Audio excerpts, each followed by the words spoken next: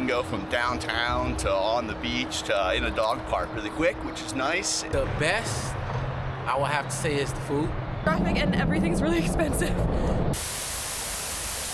In this video, we'll be taking you to a city that's bursting with architecture, history, and art.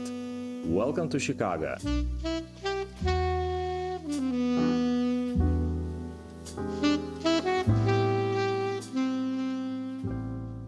Chicago's skyline tells the story of innovation, tragedy, resilience. After a Great Fire of 1871, this city didn't crumble. It rebuilt taller, smarter, stronger. Let's be honest, winter in Chicago is an extreme sport.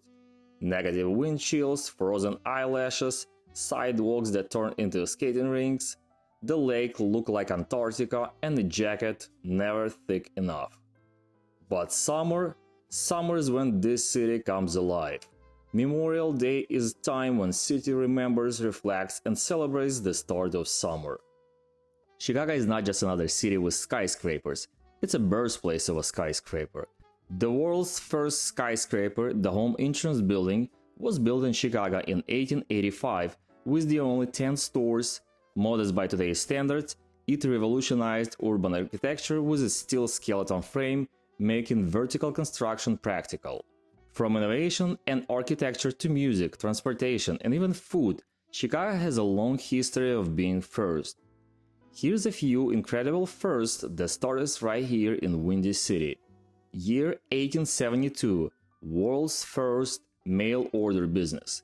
1892, first elevated train system in the US. 1893, first Ferris wheel. 1893, first successful open heart surgery. 1893, first brownie ever made. 1909, first urban grid address system. 1930s, Chicago invented the car radio. 1937, first blood bank in US. 1942, first controlled nuclear chain reaction. 1980s, house music was born in Chicago. 2009, first African American president political home. 2000s to present, green roof capital of the US. Navy Pier draws over 9 million visitors a year, making it Illinois' most visited attraction. Originally opened in 1916 as municipal pier, it was designed for shipping and freight. It also hosted public events and was intended to be a place where labor and leisure coexisted. During World War I, it served as military facility for troops. In World War II, it was used by the US Navy as a training center. Now Navy Pier is home to Chicago's Shakespeare Theater, the Children's Museum, Crystal Gardens, and rotating art exhibits, all part of the larger push to make the pier a cultural destination, not just a tourist spot. At Centennial Wheel, opened in 2016, you can ride nearly 200 feet above Lake Michigan, offering unbeatable views of the city, especially at sunset or during fireworks shows.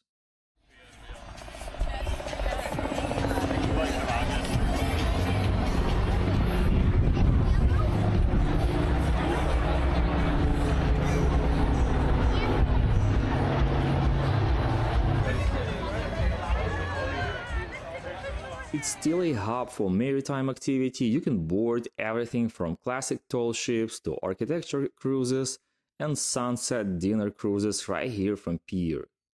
In 2010s, the pier underwent a major eco-friendly renovation with sustainable landscaping, solar panels, and reclaimed materials, blending history with green design. Navy Pier is not just a sightseeing spot, it's a foodie-friendly hub with unbeatable views of Chicago skyline and Lake Michigan.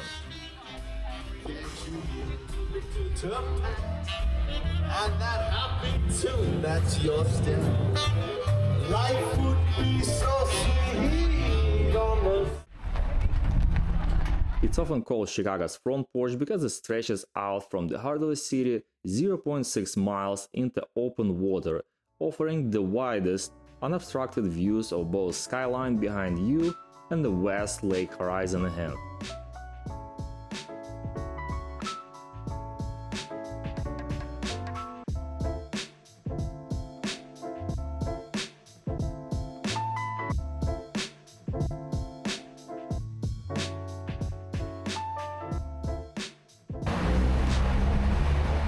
we began our morning stroll along Michigan Avenue, where history, architecture, and energy collide in every direction. The first landmark you'll see is the Tribune Tower, a true icon of Gothic Revival architecture. Looking closely, you'll see stones from historic sites around the world embedded in its walls, from the Great Wall of China to the pyramids of Egypt. Just across the street stands the elegant Wrigley building, wrapped in white terracotta and glowing in the morning sun. Its design was inspired by the Giralda Tower in Seville, Spain, blending Spanish and French Renaissance styles, giving it a timeless, almost European charm right here in the heart of Chicago. Crossing the Chicago River, city seems to stretch in all directions: water, bridges, glass, and the sky. Remember earlier when I mentioned the Great Chicago Fire? Now you'd think water and fire don't mix, but Chicago River played a strange role in that disaster. Back then, the river was so polluted with industrial waste, oil and grease, it was actually catching fire. There were reports of fire tornadoes forming as embers hit the oily water during the blaze. For years, this river was more like an open sewer, toxic, smelly, and dead to aquatic life. At one point, it had just 10 species of fish. But today, one of the greatest comeback stories in urban ecology. Thanks to decades of restoration, the river is now cleaner than it's been in over a century, home to over 7 species of fish, plus turtles, herons, and even beavers.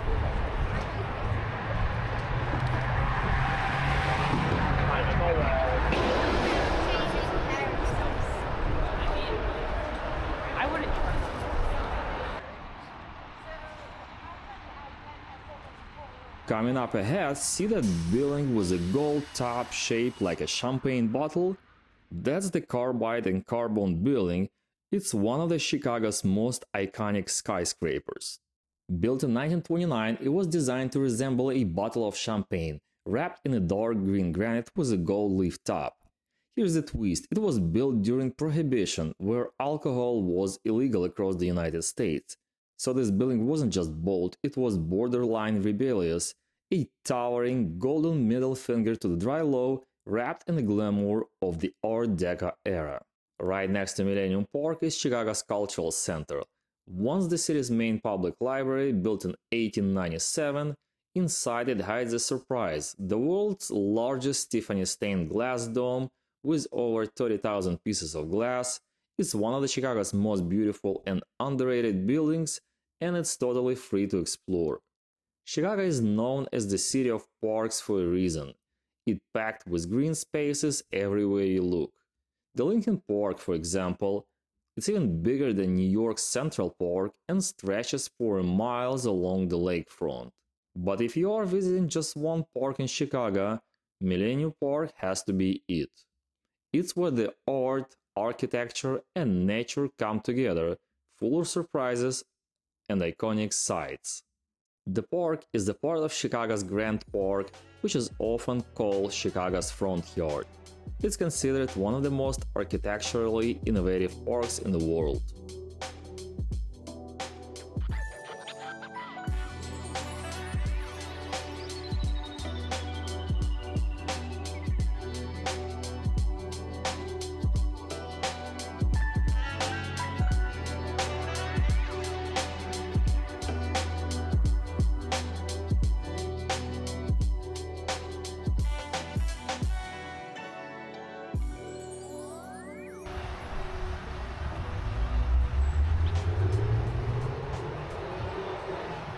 That bold building with a slanted diamond roof is the Crain Communication Building, but locals call it the Diamond Building.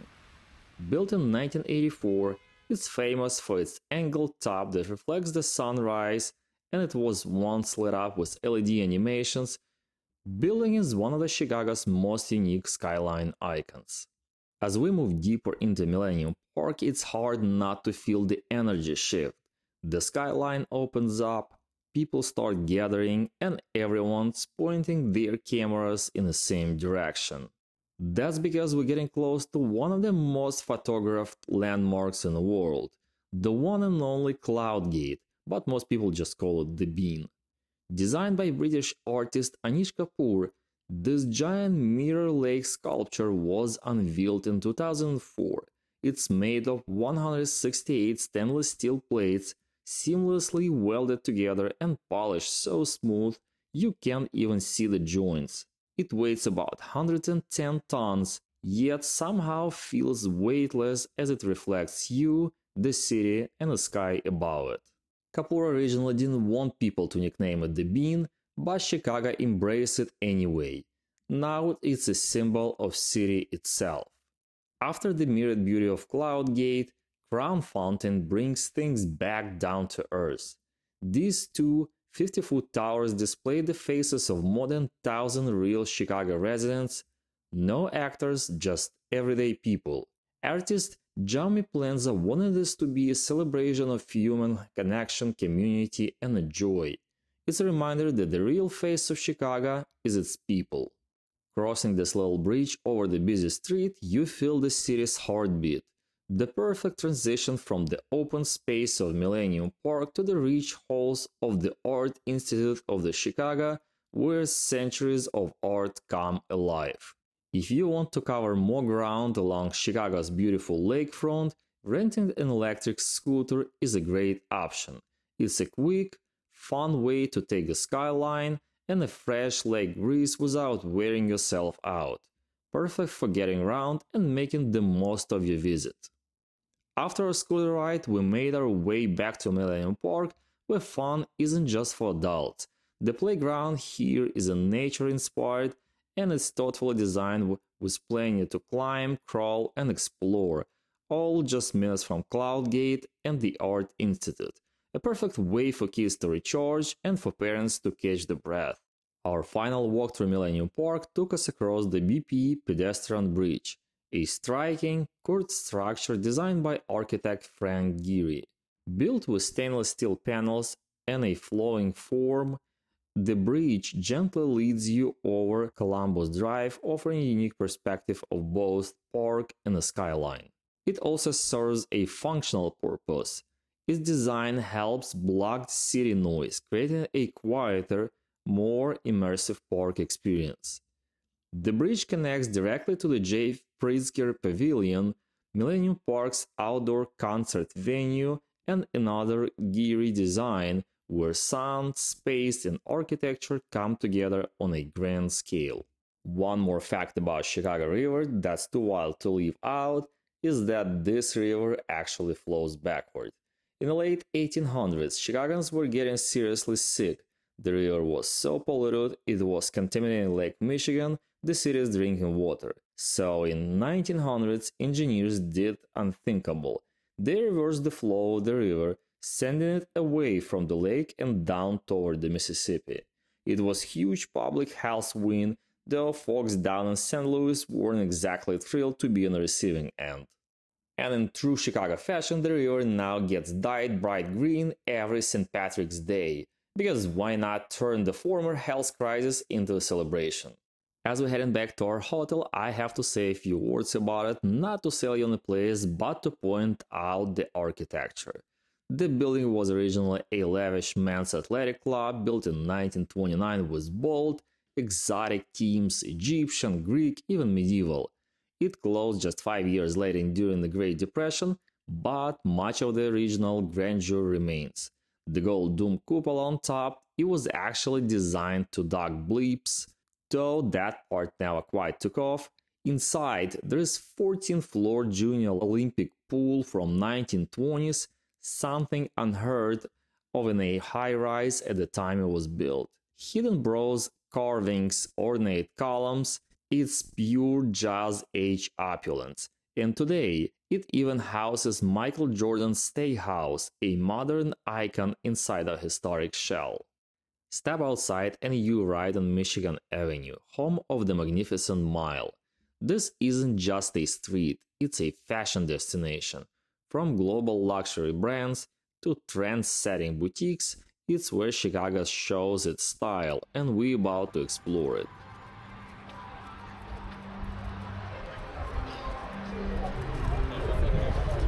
So this one's supposed to be the biggest Starbucks in the world. There's like 5 of those, I believe. Look at the line. That's insane.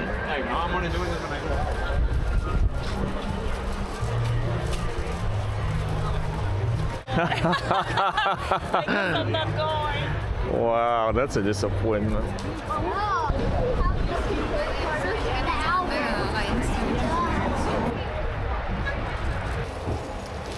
We came to rescue you. You trapped.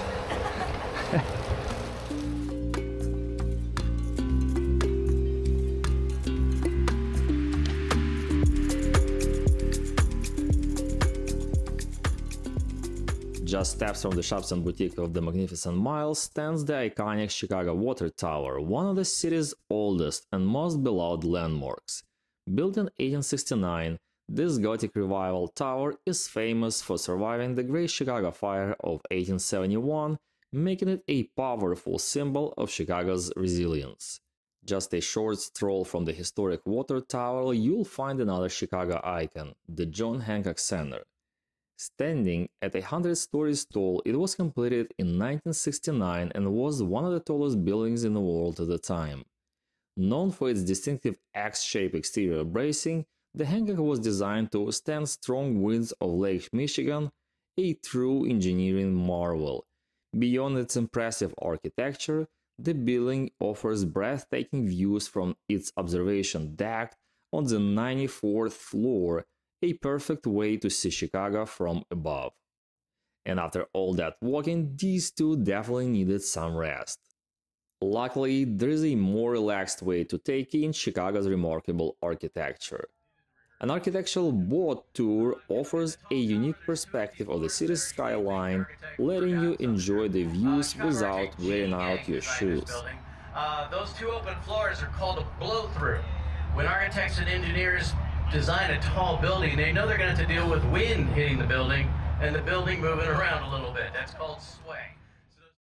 Gliding down the river, Chicago's skyline reveals its incredible blend of history and innovation. These buildings aren't just structures, they are stories carved in steel and glass. The Trump International Hotel and Tower rises 98 stories along the Chicago River. Completed in 2009, it's famous not just for its height, but also for its innovative design, featuring a curved, reflective glass exterior that beautifully blends with the city's skyline and the river below. Built in 1927, the jeweler's building was designed with a built-in car elevator, allowing jewelers to drive directly up to their offices for safety while transporting valuables. Its ornate Buick-Art design and domed tower made it one of the most advanced skyscrapers of its time. These twin corn-cup-shaped towers are Marina City, one of the Chicago's most recognizable landmarks. Designed by architect Bernard Goldberg and completed in the 1960s, they were meant to be a city within a city. Each tower includes apartments, parking, restaurants, and even marina at the base. At the time, it was a bold experiment in urban living, and today it's still one of the most photographed spots on the river. This is Merchandise Mart, one of the largest buildings in the world when it opened in 1930, with over 4 million square feet and even own zip code.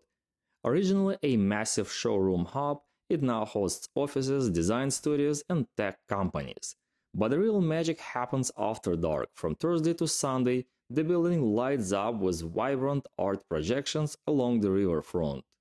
It's called Art on a Mart, and it turns this historic landmark into a living piece of digital art.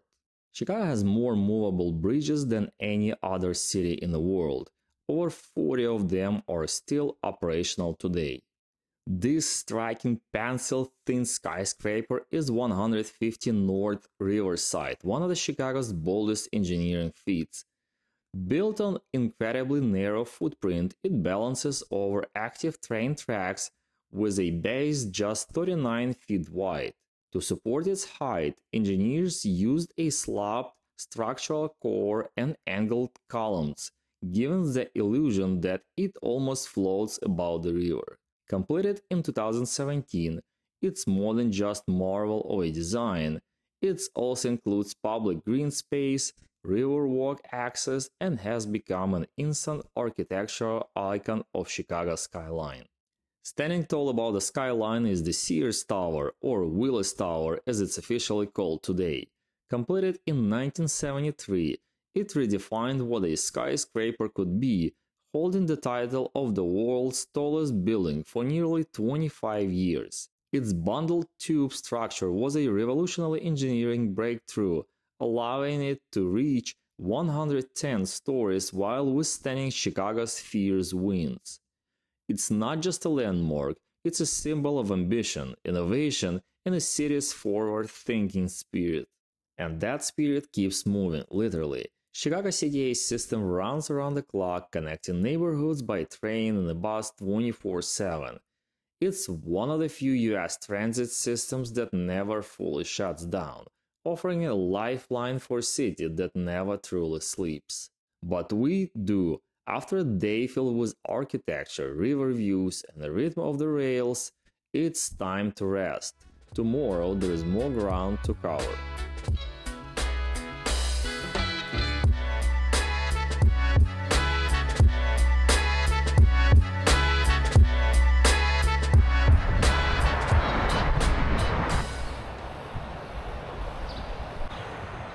On our final day, I wandered to the quieter northern side of downtown, heading toward Lincoln Park, where the city starts to feel more like a neighborhood.